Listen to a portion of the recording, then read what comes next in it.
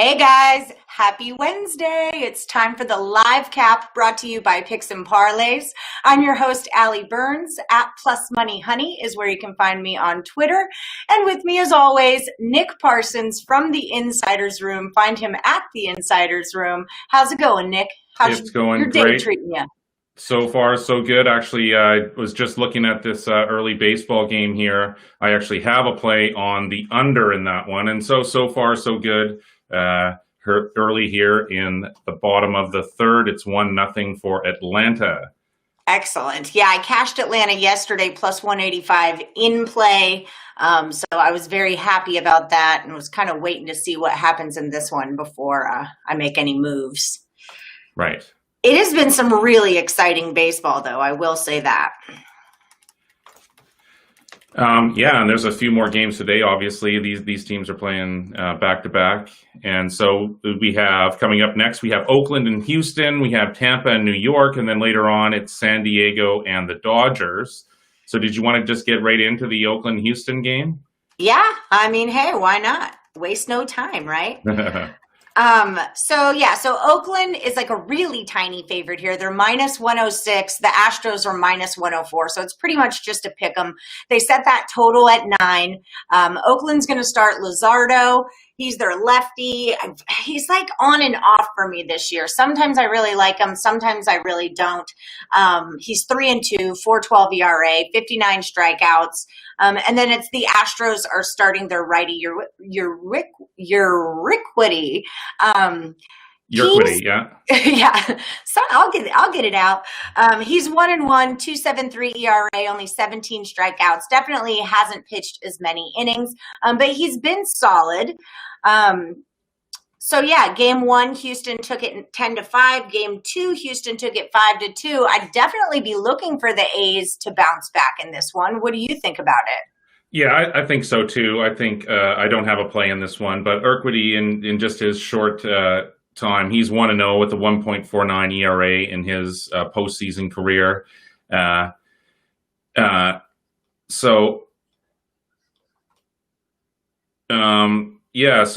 Sorry, that's Urquidy going for Houston there. And sorry, the A's are going with Luzardo. But yeah, no, Urquidy, he is 1-0 with a 1.49 ERA in his postseason career. But I mean, that's such a small sample size. He's faced the A's twice. He's gone 0-1 with a 2.45 ERA. So I mean, he does have some value as far as we've seen him matched up here against the A's, so we have some history there. As you pointed out, Luzardo, he's 3-2 with a 4.12 ERA overall this season. He gave up 3 runs, though, in 3.1 innings to the White Sox. Yeah. But he's faced the Astros 3 times, and he's 1-0 with a 2.87 ERA. I know that game 1 did go over in that 10-5, but a lot of those runs came in late, even in the top of the 9th inning there for Houston. And they scored like 5 in the top of the 9th with a lead. They didn't even need them. Insurance runs. Right. And so, yeah, no, I'm sort of leaning, my whole thing here is I'm leaning to the under here. I think that these 2 starters can go deep. And as we've seen, Oakland's strength really was its bullpen during the regular season. So that hasn't been the case here against these Astros, who are, of course, using this time to sort of redeem themselves and try to do this without cheating. And I mean, that would be a pretty crazy story if that happened here too in 2020. Yeah, absolutely. I think the Astros definitely have that to play for. You know, they want to prove that they can earn it, honestly. This is a really tough matchup for me because I work for the Aviators, who is the minor league team here in town, and they're the farm team for the A's. So I've got my hometown Houston Astros going against like this team that I love and work for and follow really, really closely in the A's. I'm an umpire. I don't like cheating, but then I kind of tell myself, like, everybody cheats. We just got caught, like it's baseball. So then I try not to get too angry at the Astros. And I don't know. This has been an emotional series thus far for me, but I think this is where the A's have got, literally, I don't even think that. I know that they have to bounce back here. Or that series could real quickly be kissed goodbye.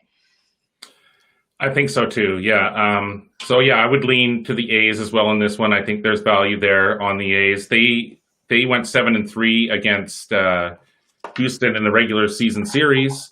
So yeah, this is do or die essentially for Oakland. They would still have a chance, but down 3-0.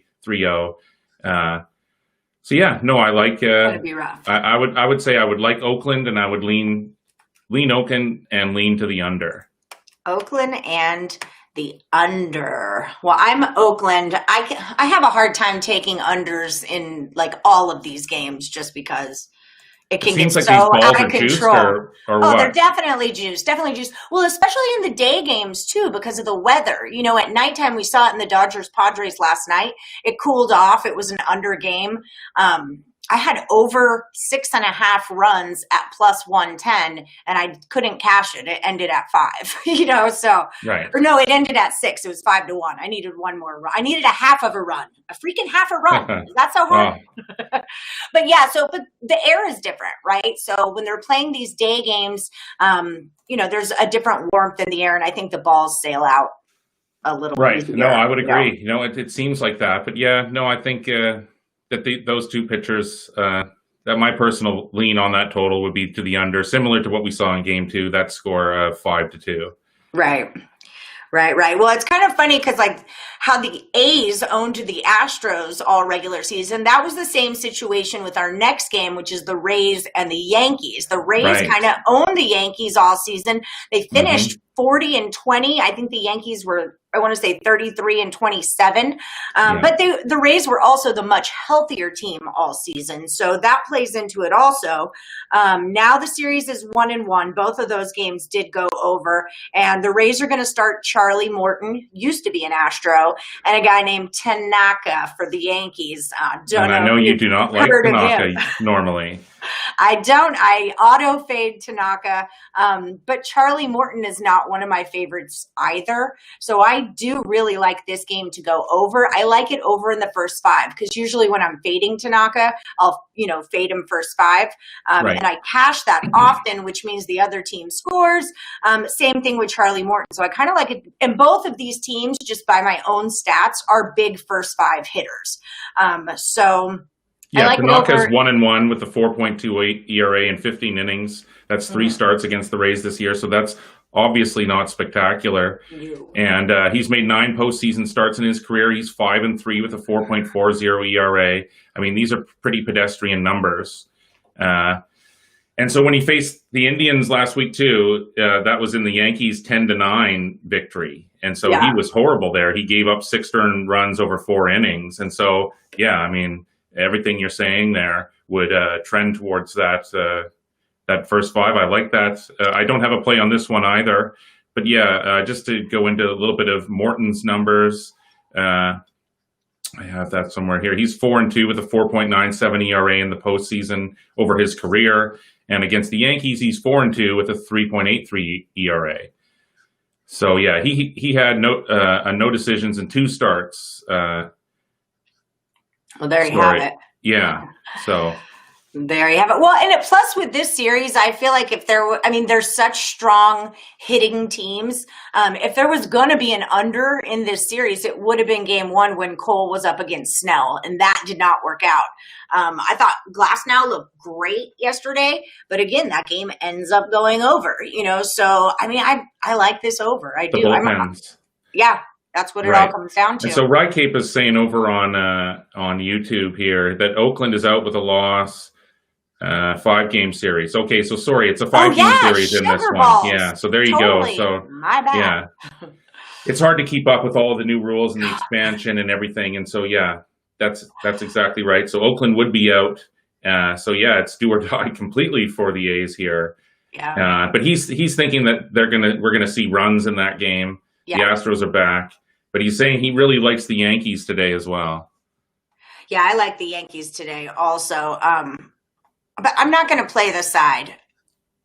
Okay. I think I'm just going to play the total here, unless what's the number on the Yankees? Hold on, I have it. It's minus 127, which really isn't a bad price. But honestly, with most of these games, I'm just in playing them. I wait for the favorite to go plus, and then I hit it. Is what I did with the Braves.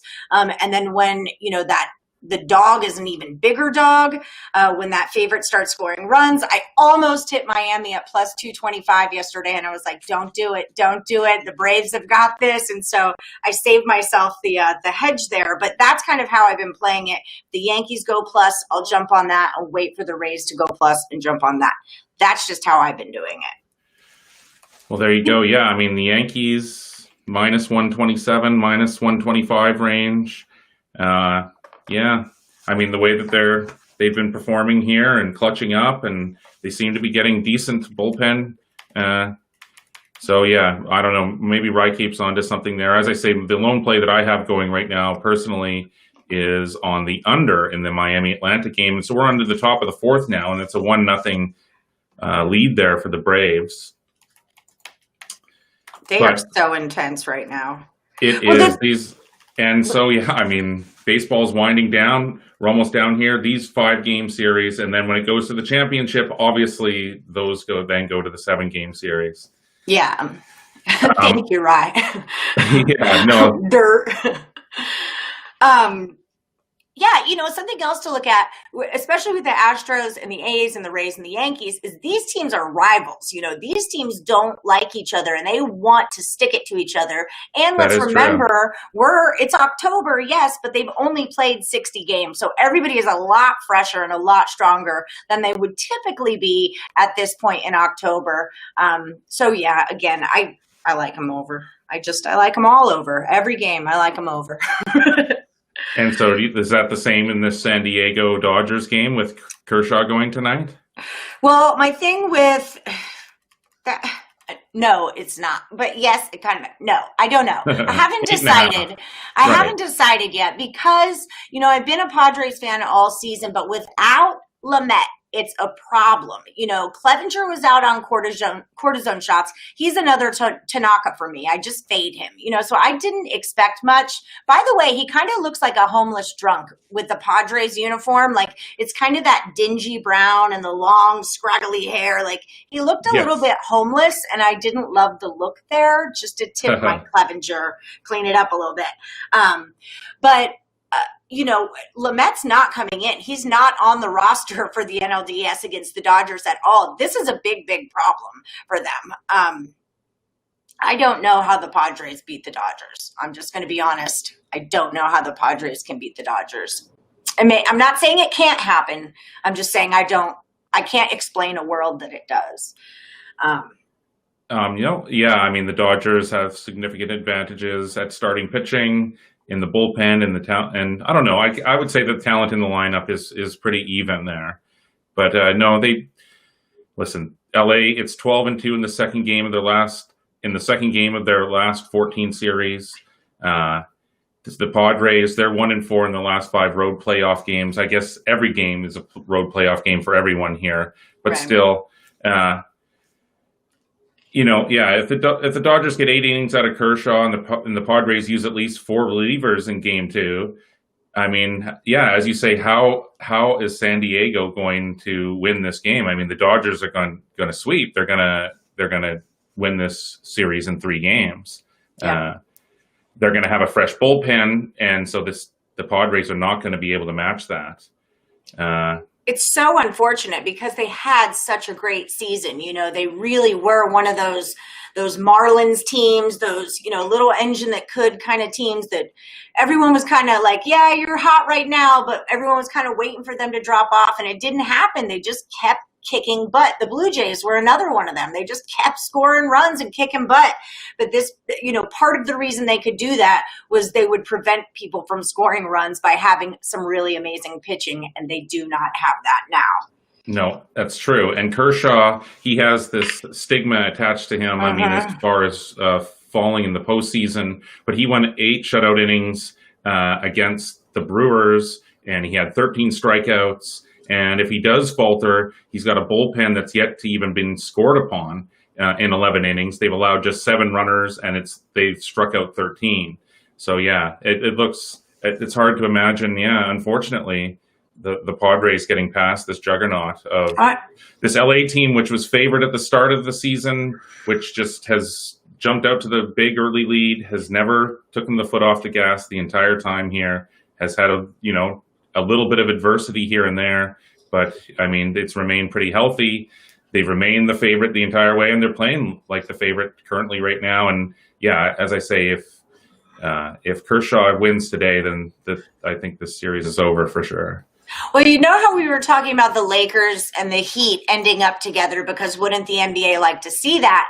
I kind of feel like MLB would like to see the Dodgers and the Astros go after it, because there's been so much bad blood throughout the season about the cheating and, Joe Kelly's business and all that stuff. So I think that MLB would like the Astros and the Dodgers to duke it out once more.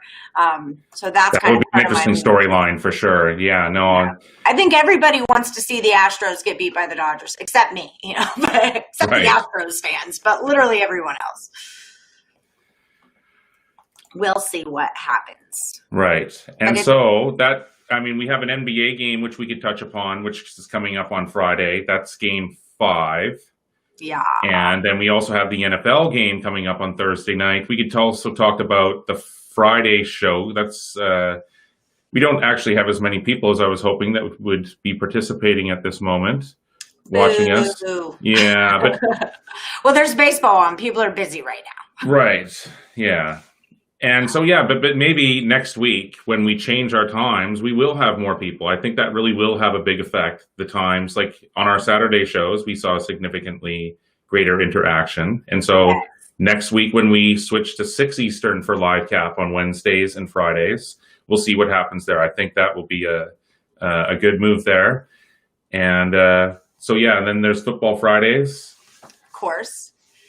Of course, everyone's favorite day is Football Friday, but we are keeping the time the same for Saturday, the 10 a.m., 1 Eastern Total Chaos show. That'll still be on at 10, so you can get picks early. We are going to focus a little bit more heavily on the NFL in this round, but we will do some of the bigger games for college.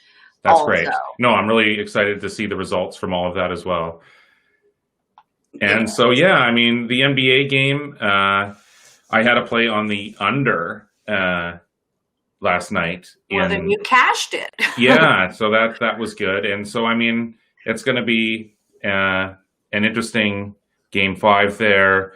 Miami, I mean, I don't know if Miami has anything left. What does Rycape think? He has a sad face. Yeah. Right. So 6 o'clock, he's saying that's not the greatest time for him. I think that's what he's saying there. That makes me sad. You're our biggest fan. Yeah. So, yeah, with this Lakers game, it's Lakers -7, total 216.5. Heat is do or die. You know where I'm at on this one. I've been on the Heat the whole way through. Like, I'm not saying they hit that last second 3-pointer there, and that was the cover for Miami last time out. So you like Miami? I thought about it clearly enough yet to make. I don't have any personal selections on that one yet. But yeah, one thing that stands out to me is that it's like -7 for the Lakers, right? And that is, I believe, would be the lowest spread so far in this series, if I'm not mistaken. So yeah, I think there could be some value finally on the Lakers to get a cover here. It seemed like they were going to do that last time out. Yeah.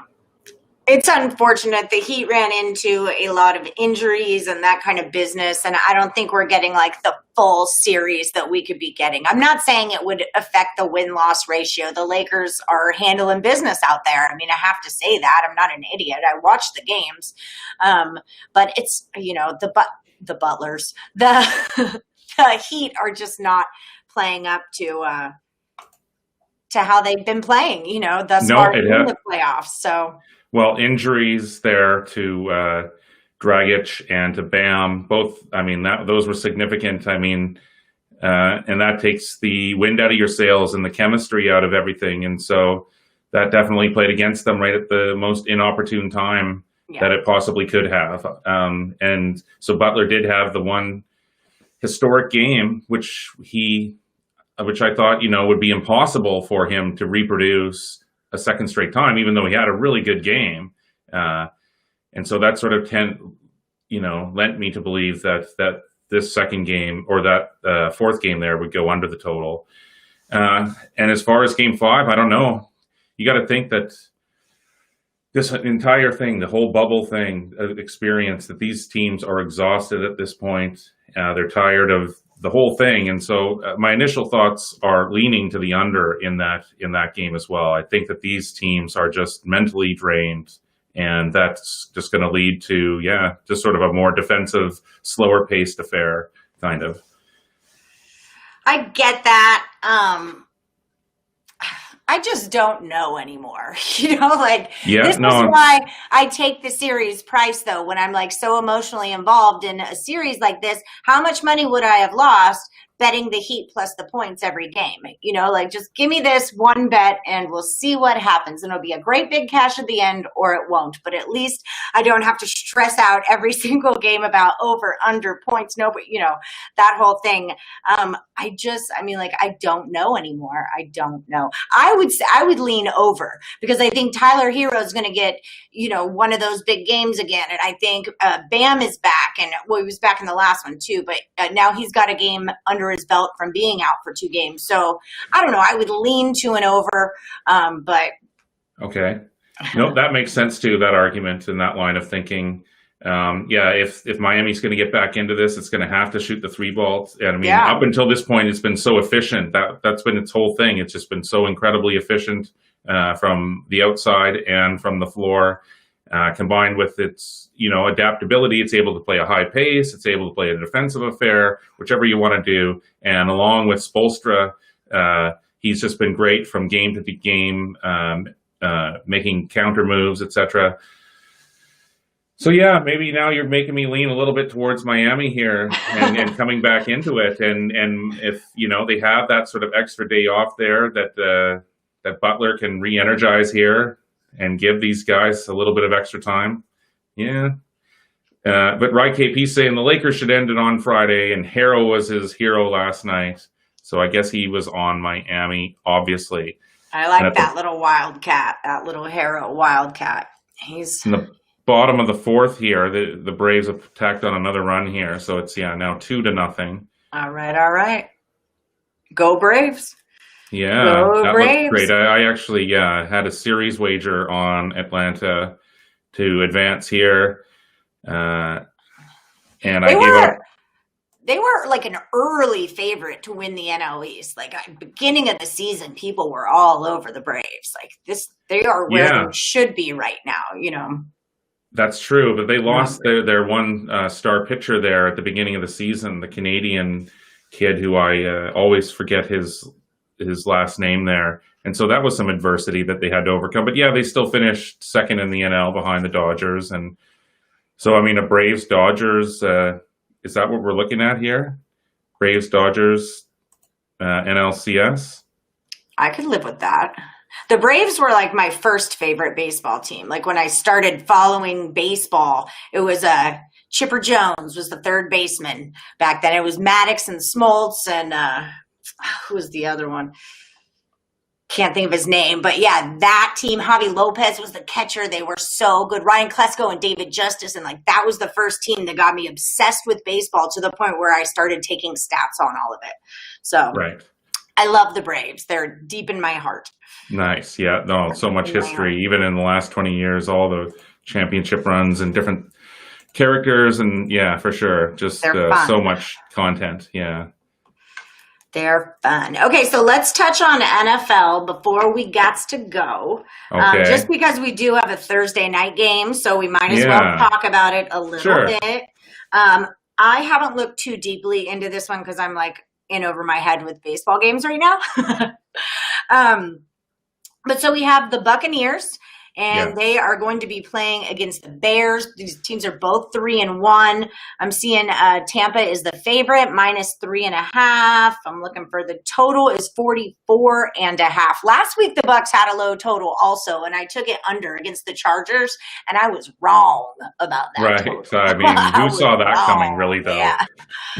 5 touchdowns by Brady. That was 38-31. They were a 7.5-point favorite. The Bears are coming off the 19-11 loss to the Colts. So that was their first loss of the year. I actually have a play out on this game on the side, so I'll still steer clear of that. But yeah, I would say I expect more of a lower scoring game here on the short week between these two teams. The Bears aren't going to be asking Foles to do too much here other than to manage and to not make too many mistakes. Brady is coming off that huge game, and I just think that he's not the same young kid that he once was that can immediately bounce back, and that will have drained him a lot mentally, physically. And so he's also, I think that the Bucs will be, they have a decent run game. Their special teams and defense has also been sharp. So this is something they can do. They can adjust as well and come out with a more conservative game plan to run the ball and to, not put as much pressure on Brady to have to play from behind, from one thing. And so, my initial thoughts on this one as well is I am leaning to the under. I'm going to have to think about it because I didn't cash that last week. But I agree that part of the reason that I took it under was because the Bucs have a really decent defense, and so did the Chargers. You really can't handicap for someone throwing 5 touchdown passes. That's one of those kind of things that happens in the game, and hey, we just go with it. I agree. I'm with you on this under.